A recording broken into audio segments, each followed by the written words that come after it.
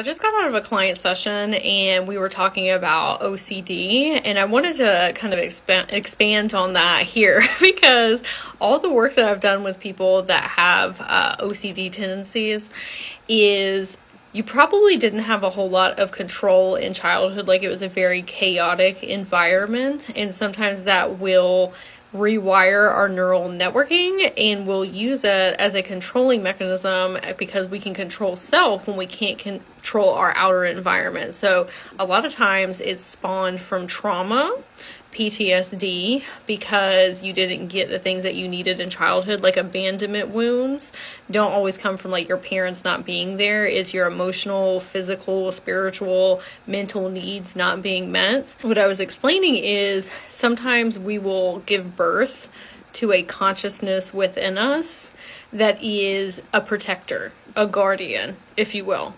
And so that OCD is keeping you safe. It is trying to keep you from experiencing more trauma. And when I was in their Akashic records, I was showing how like many different facets of their experience had correlated all of these things together.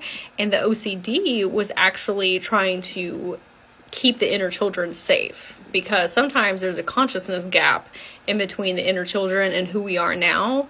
And so there will be these consciousness like OCD or just behavioral patterns, triggers, these things that think that you're still living in those old past experiences, even though you've moved on to a new kind of existence or reality, if you will, where those things aren't really in your experience anymore, but you keep experiencing them over and over and over again because your inner children and your past versions or these consciousness think that they're still currently happening.